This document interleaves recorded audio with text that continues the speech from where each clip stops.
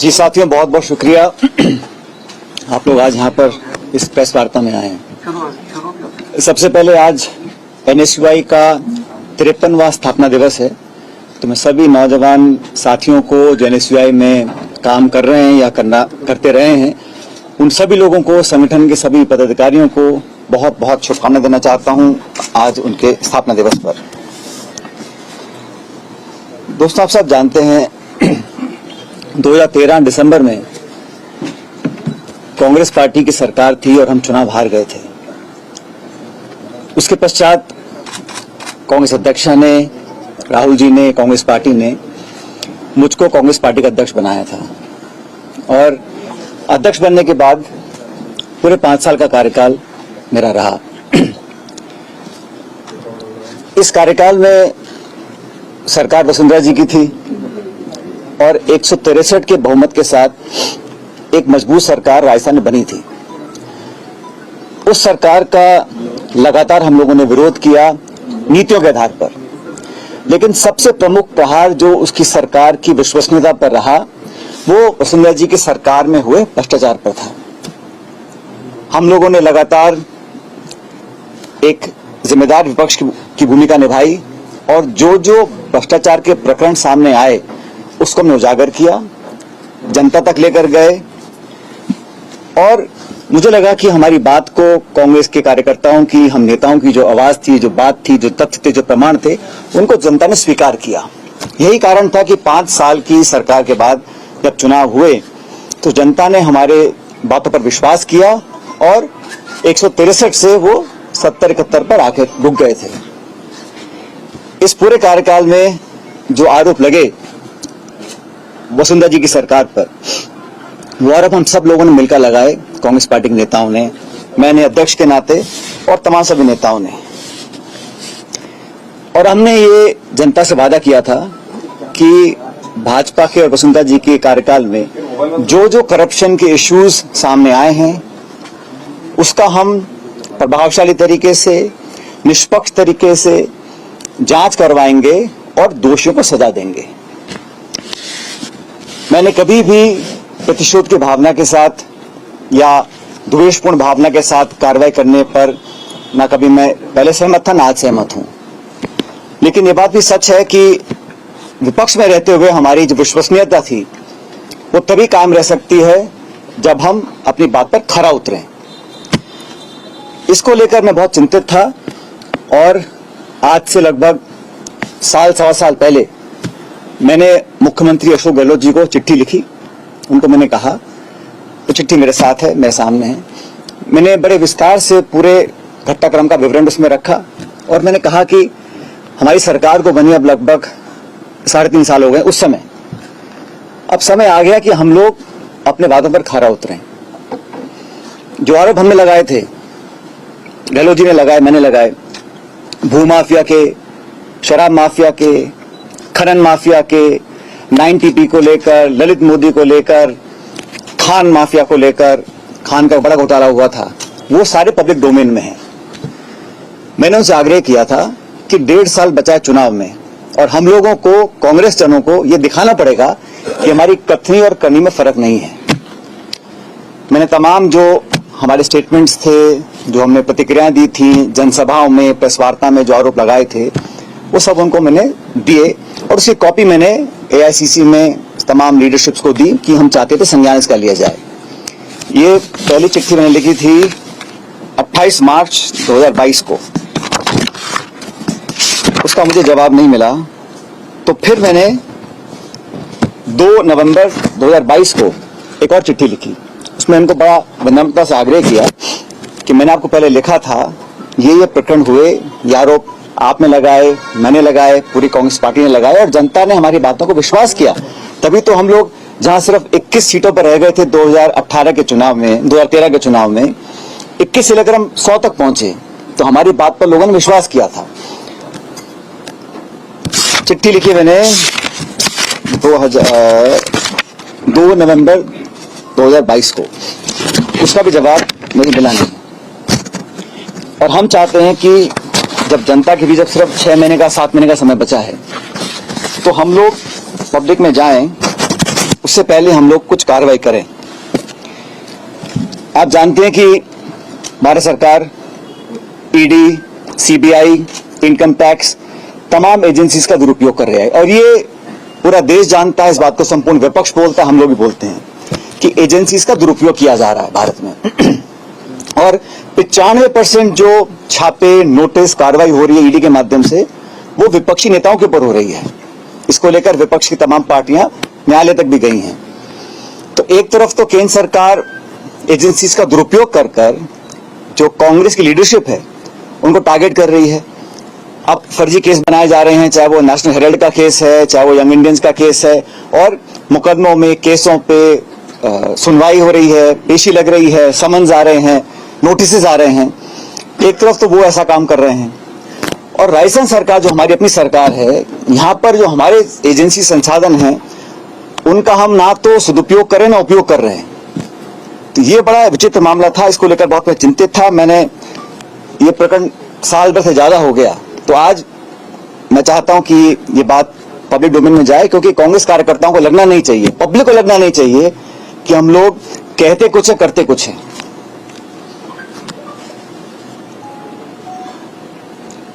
हमारे विरोधी इस भ्रम को फैलाने की भी कोशिश कर सकते हैं कि कहीं कोई मिलीभगत तो नहीं है, क्योंकि कांग्रेस के पिछले कार्यकाल में भी जब हमने 22,000 करोड़ का घोटाले का आरोप लगाया था, तो उस समय कांग्रेस सरकार ने भी एक माथुर आयोग का गठन किया था।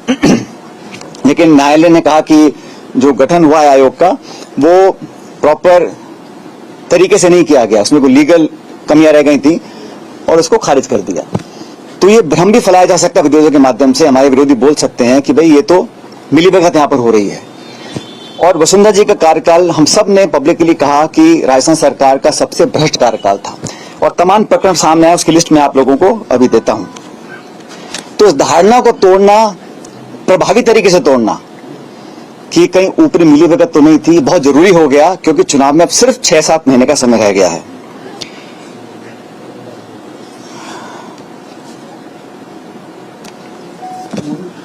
अभी चिट्ठियां मैंने लिखी हैं, इसका जवाब हमें मिला नहीं।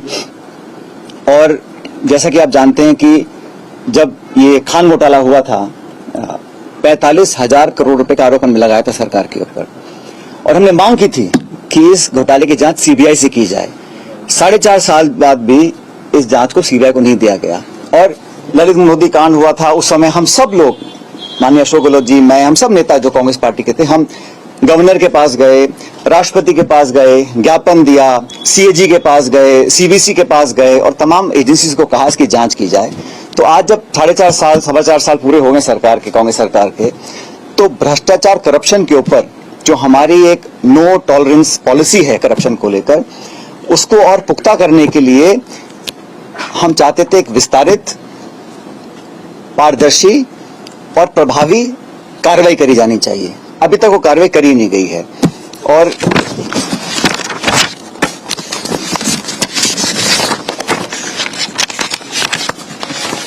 ये 2 चिट्ठियां हैं जो मैंने लिखी थी गहलोत जी को 2022 में, मार्च में और नवंबर के अंदर। इसकी कॉपी मैं आपको दूंगा। लेकिन साथ ही साथ ये जो मैं कह रहा हूं, ये सब हम एक छोटा सा वीडियो हमारे पास है जो इकट्ठा किया था, जो पब्लिक डोमेन में हमने बातें करी थी। मैं चाहता हूं उसको आप जरा प्ले करना एक मिनट।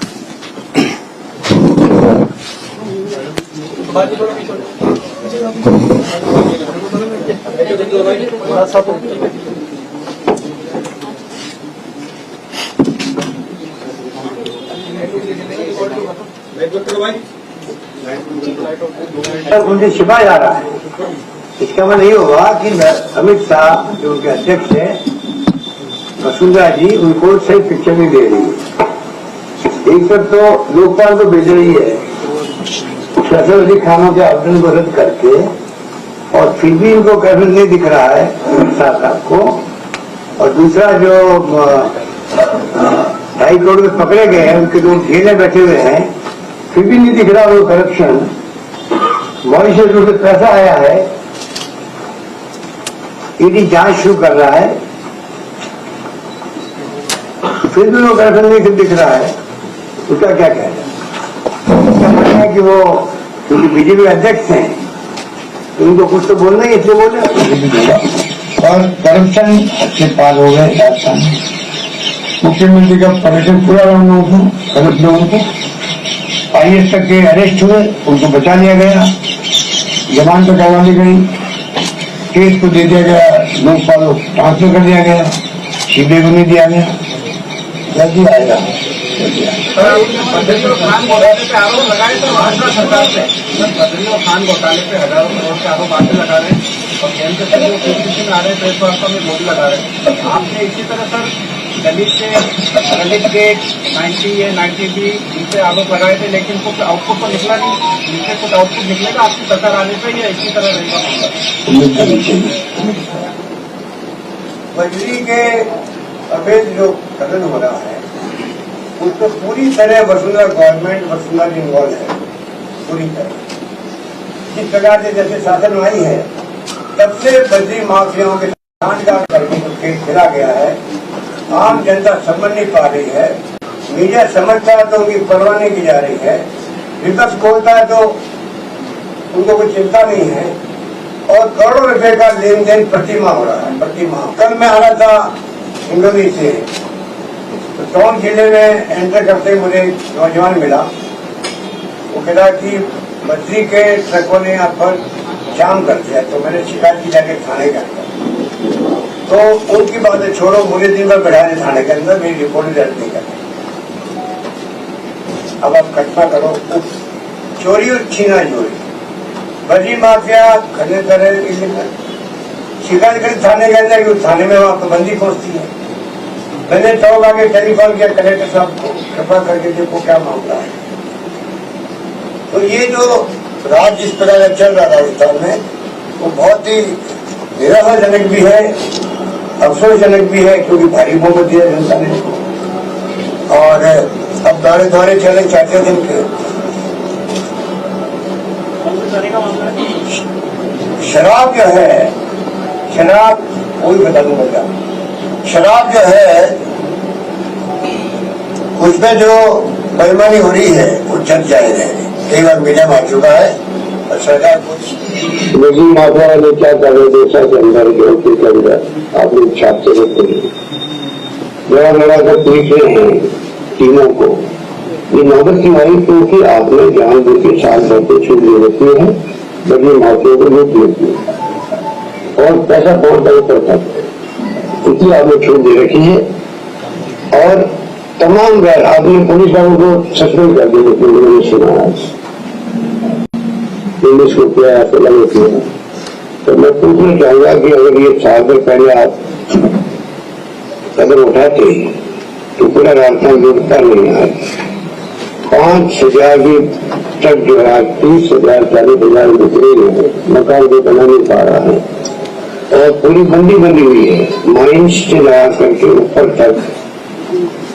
जब से अभी खनन होता है तब से जब इसकी होगी कि जाते जाएगी और वो बंदी बंदी हुई है पैसा ऊपर तक पहुंचने की।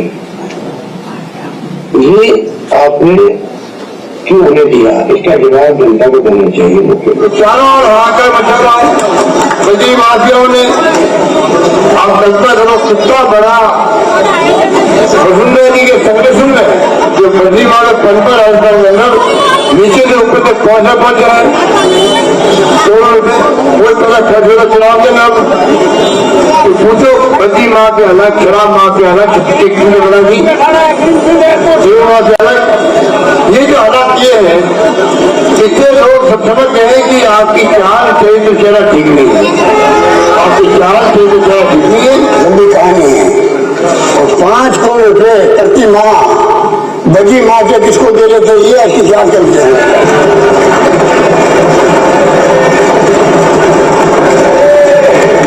प्रतिवर्ष नहीं, प्रति माह 5 करोड़ रुपए कहाँ जा रहे थे, ये बताइए मुझे। आप हमसे पूछते हो कि बद्री आबकारी के अंदर तो जिस प्रकार लूट मची सरकार ने रिकॉर्ड बनाया, ये बीजेपी सरकार पहली सरकार है जिसने जनता को लूटना स्वीकार करवाया। करप्शन के माध्यम से जनता की जेब से पैसा निकालो, शराब की कीमतें बढ़ा दी गई अनऑफिशियली और पर दुकान 25,000 रुपये वसूल किए गए पूरे राजस्थान से। लाखों करोड़ रुपए इकट्ठे हुए इनके, वो पैसे कहाँ गए ये पता नहीं। मस्जिदी को करप्ट कर दिया लोगों ने, खुद के स्वार्थ में पैसा ऊपर तक पहुंचता था। खुद के स्वार्थ में शराब की जो रेट होती, फिक्स रेट होती है MSP की, MRP, उसको बदल करके आपने छूट दे दी कि आप जनता को लूटो। और में इन्होंने किए थे उसको ठीक करने में लगे हुए। बजरी के अंदर भी ये मामला है, अवैध खनन करो, 5,000 की ट्रक है वो 30,000 बेचो, 40,000 बेचो, कुछ भी करो, पैसा ऊपर तक पहुंचना चाहिए। 55 करोड़ रुपया प्रति माह पहुंचे ऊपर, ये स्थिति बनी थी। और पूरा सिस्टम जो था पुलिस का, माइनिंग का, ट्रांसपोर्ट कंपनियों का, वो पूरे सिस्टम को बर्बाद कर दिया, पूरे सबको करप्ट कर दिया।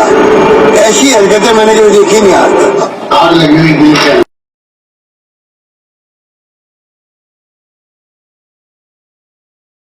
पैसा आया, पैसा गया कैसे, बाहर कितना गया होगा, यहाँ के विषय यही होना चाहिए कितना करोड़ों अरबों में रुपया गया है जो 5 साल की लूट मचेगी उस वक्त में।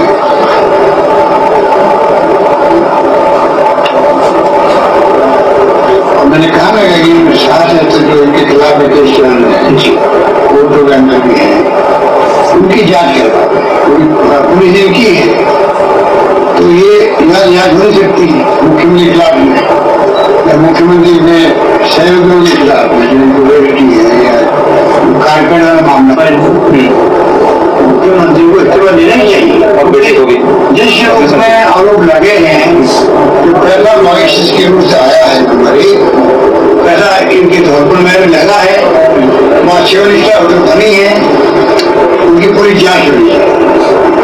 पहला कितना लगा है, कहाँ से आया, कैसे लगा, जांच होनी चाहिए।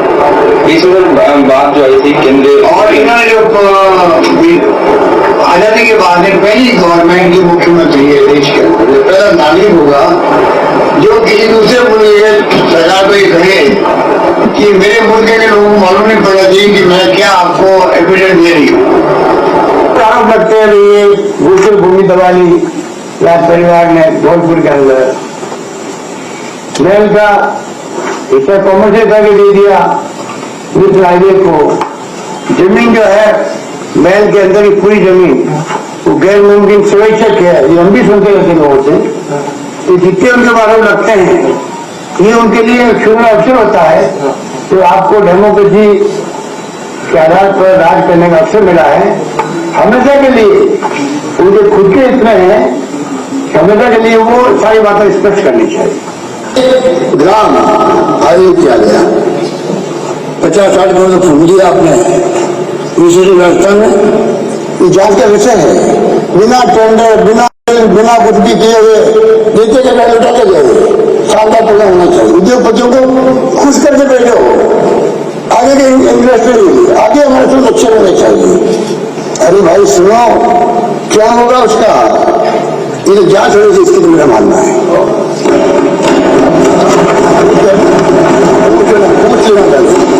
पूछ लेना भैया, एग्रीगेट आयोजन 67 करोड़ रुपए खर्च कर दिए, एमओयू होने 6,000 करोड़, आया कितना 631 करोड़ रुपए, 631 करोड़, और पहले कितना खर्च हुआ 67 करोड़ रुपए खर्च कर दिए, बड़े बड़े आयोजन किए गए। जो हमारी योजना थी उसको कमजोर करना ही इनकी गलती थी। भामाशाह योजना लाने नहीं चाहिए थी, क्योंकि हमने जब स्कीम लागू की थी हमने इसको स्टडी किया था आंध्र प्रदेश के अंदर। आंध्र प्रदेश में ऐसी स्कीम चल रही थी भामाशाह की तरह, और उसमें करप्शन बहुत बड़ी लेवल का था, पता पड़ता ही नहीं कौन सा इलाज कौन करवा रहा है, कहाँ करवा रहा है, फिर उसके बिल पेश करो, तो उसमें डिफिकल्टी आ रही थी करप्शन की। इन्होंने अपनी जिद को पूरा करने के लिए हमारी योजना, क्योंकि हमारे वक्त में लागू की, जैसे मैंने कहा इन्होंने हर हमारी योजनाओं को नाम बदलना या काम बदलना, कमजोर करना, ये काम क्या पाना चाहते हैं। इसलिए इस योजना को लेके आए। हमारा कार्ड पे जो है करोड़ों रुपए खर्च कर दिए, वो जांच का विषय है, वो जांच का विषय वो भी है अपना आपके अंदर। क्यों बनाया कार्ड? आधार कार्ड था, क्यों बनाया गया? तो ये शुरू से ही करप्शन की भेंट चढ़ चुकी है। मैं तो पहले कह ही रहा था, अब आप नई बात बता रहे हो कि जो 106 करोड़ रुपए बकाया इसके है, उन्होंने पॉलिसी खत्म कर दी है। पॉलिसी मान लो वापस पेमेंट कर देंगे, वापस शुरू हो जाएगी, तो अल्टीमेटली इसमें बहुत भयंकर करप्शन होता है और करप्शन को रोक नहीं पाता है। तो बहुत अनफॉर्चुनेट है इनके फैसले। बड़े घोटाले हो रहे हैं और प्रधानमंत्री चुप बैठे रहे। व्यापक घोटाला अलग हो गया, रमन सिंह की गवाह अलग घोटाला चल रहा है, यहाँ का खुला खाता है मॉइस्चर रूट से। तो मैंने कहा वसुंधरा मॉडल जो बना है देश के अंदर, इसको या तो अपनाना चाहिए केंद्र सरकार को। जिस रूप में पैसा आया है चेक से, 10 रुपए का शेयर लगभग 1 लाख में बिका है, ये मॉडल नया मॉडल है। इंडिया की सब्सिडी कंपनी, इंडिया की कैपिटल्स कंपनी जो है, उससे जो हमने पूरी रिफाइनरी का बजट बनाया था, उसकी बजाय पहले कंपनी को आपने 4 साल बर्बाद कर दिए और जब गुमराह कर रहा सत्य बोल करके 40,000 करोड़ बचा दिए। कोई प्राइवेट फंड को देगा गवर्नमेंट से करने भारत सरकार की कंपनी को राजस्थान की कंपनी नहीं बनाई, कंपनी राजस्थान कंपनी उनके पीछे समझौता था, नहीं बना था राजस्थान और दिल्ली के बीच में है। तो कितनी तरह दिया गया? कोई को पूछ ले कारपेट कहाँ गया तो भड़क जाती है, जैसे भड़क गई पत्रकार पर काला काला क्या ब्लैक पेपर हमारे खिलाफ में जब निकाला था, एक पत्रकार ने पूछ लिया भाई कि वो कारपेट का ही गए भड़क किसके लिए पाया बताओ। तो ये भड़कने जो अर्थ है उनकी वो इस पे भी नहीं है। बजट पेश कर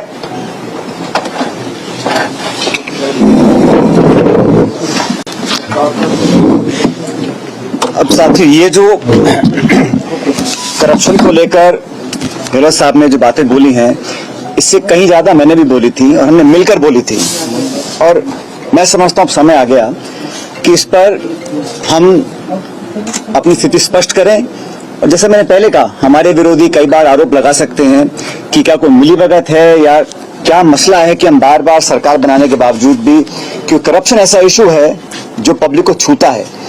और हम जब दोबारा चुनाव में जाएंगे तो हमारी बात पर कोई इकबाल करे, इसलिए जरूरी है कि हम प्रभावी, पारदर्शी और समय सीमाएं निर्धारित, और साथियों अगर निष्पक्ष जांच में, क्योंकि करप्शन ऐसा इशू है जो पब्लिक को छूता है, और हम जब दोबारा चुनाव में जाएंगे तो हमारी बात पर कोई इकबाल करे, इसलिए जरूरी है कि हम प्रभावी, पारदर्शी और समय सीमाएं निर्धारित, और साथियों नहीं होगी तब तक कैसे लोग मान लेंगे हमारी बात को। अगली बार जब हम जाएंगे कि भाजपा के हमारे साथी वसुंधरा जी की सरकार में जो कांड घोटाले हुए थे वो सही थे या गलत थे, इसलिए मैंने तो चिट्ठियां लिखी और आज साल भर से ज्यादा हो गया। आज का प्रकरण नहीं है, क्योंकि मैं इस बात को लेकर बहुत लंबे समय से चिंतित था। तफ्तीश नहीं होगी तब तक कैसे लोग मान लेंगे हमारी बात को। अगली बार जब हम जाएंगे कि भाजपा के हमारे साथी वसुंधरा जी की सरकार में जो कांड घोटाले हुए थे वो सही थे या गलत थे, इसलिए मैंने तो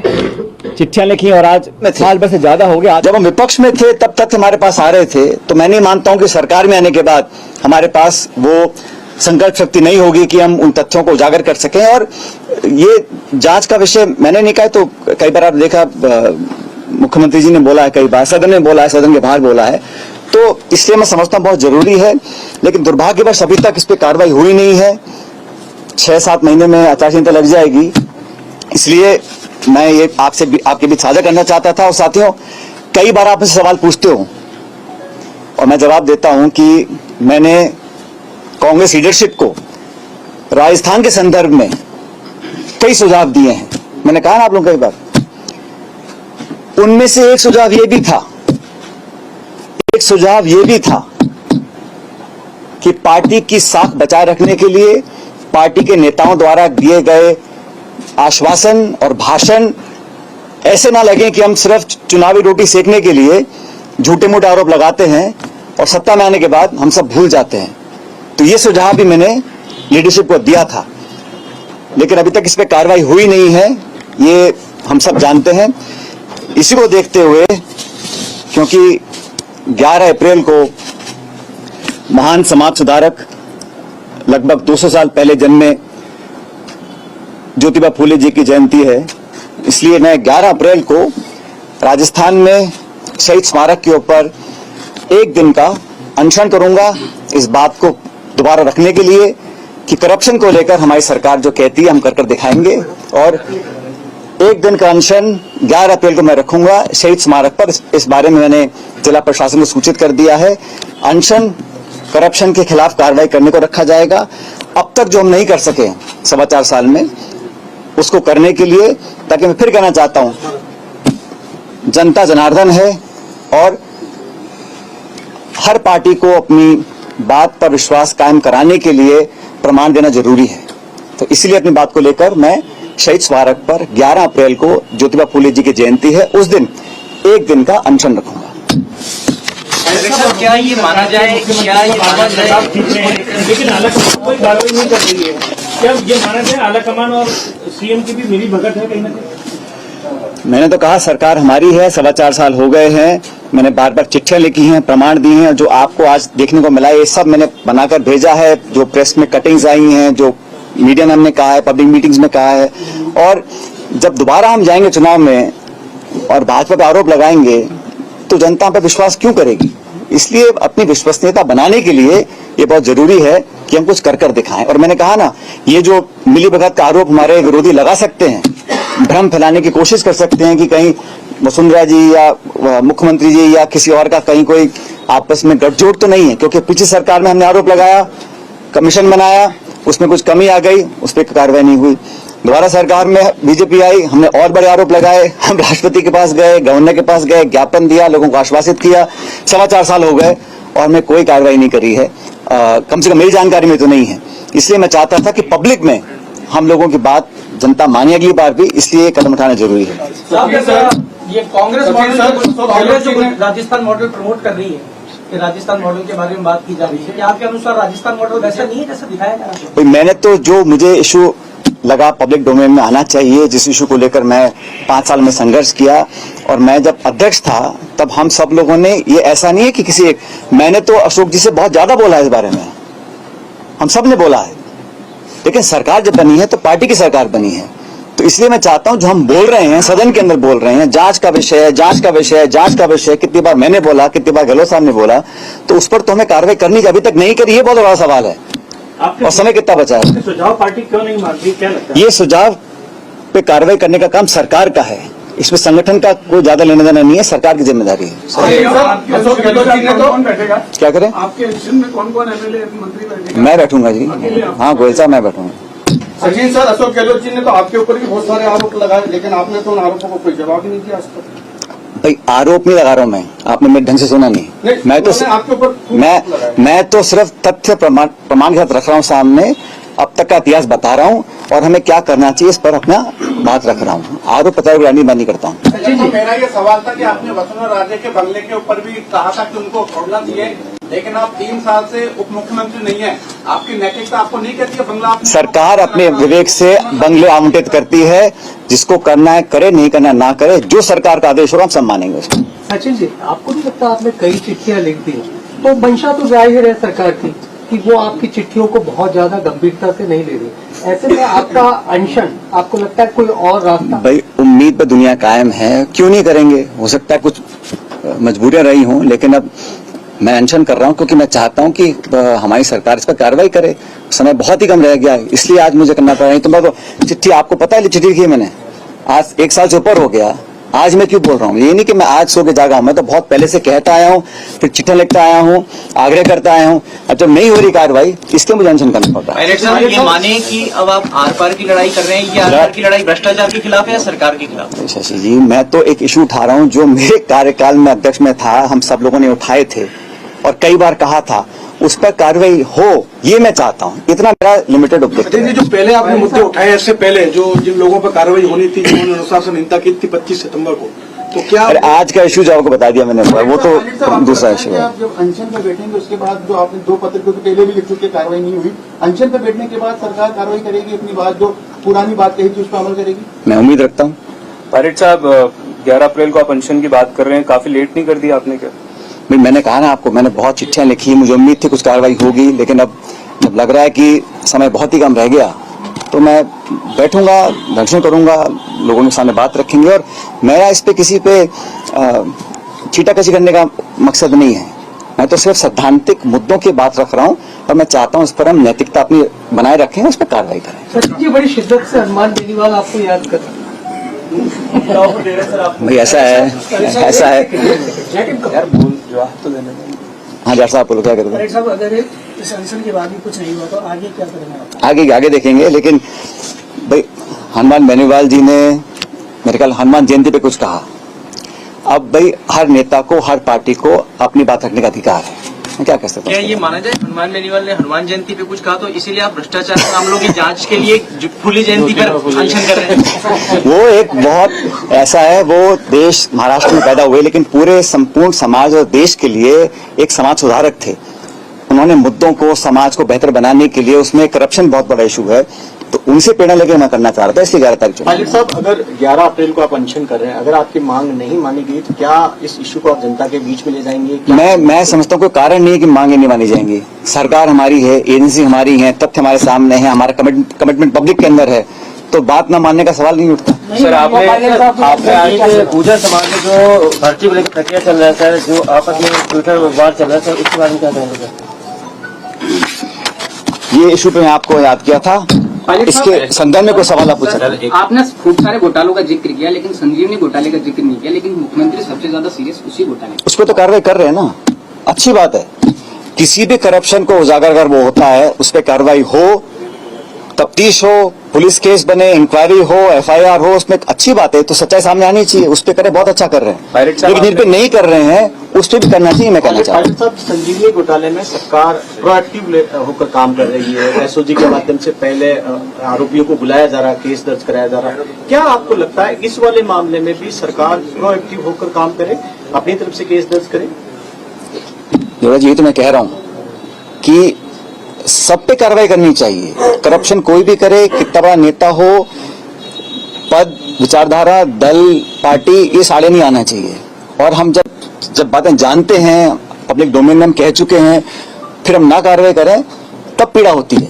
इसलिए मैंने चिट्ठियां लिखी हैं बहुत सारी। ऐसा नहीं कि मैं एकदम से सो के उठा और मैंने कहा कि आज ऐसा करना चाहिए। मैंने बहुत आग्रह किए हैं, चिट्ठियां लिखी हैं, प्रमाण दिए हैं, सब कहा है करने के लिए, नहीं हुआ किसी कारणवश। इसलिए आज मैंने फैसला लिया है कि मैं 11 अप्रैल को अनशन करूंगा।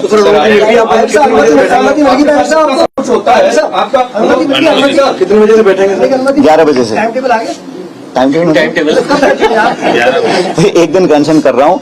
मैंने सूचित कर दिया जिला प्रशासन को कि शहीद स्मारक पे 11 बजे बैठूंगा। आपके साथ कोई और भी विधायक?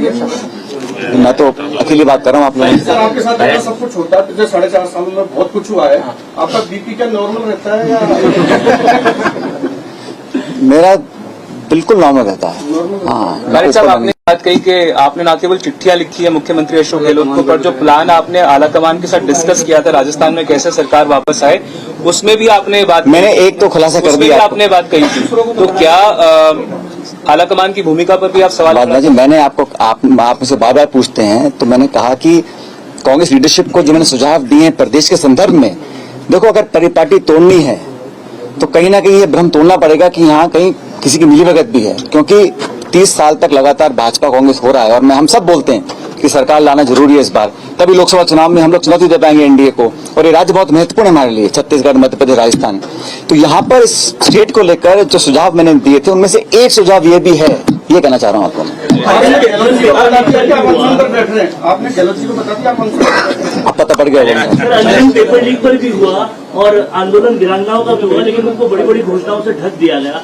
क्या आप मानते हैं कि आपका अनशन कारगर साबित होगा या उससे भी ढक दिया? भाई उम्मीद पर दुनिया कायम है, करता हूँ इसको। पायलट साहब, चलिए आइए। कल की जो घटनाक्रम थी, की तैयारी कर रही है।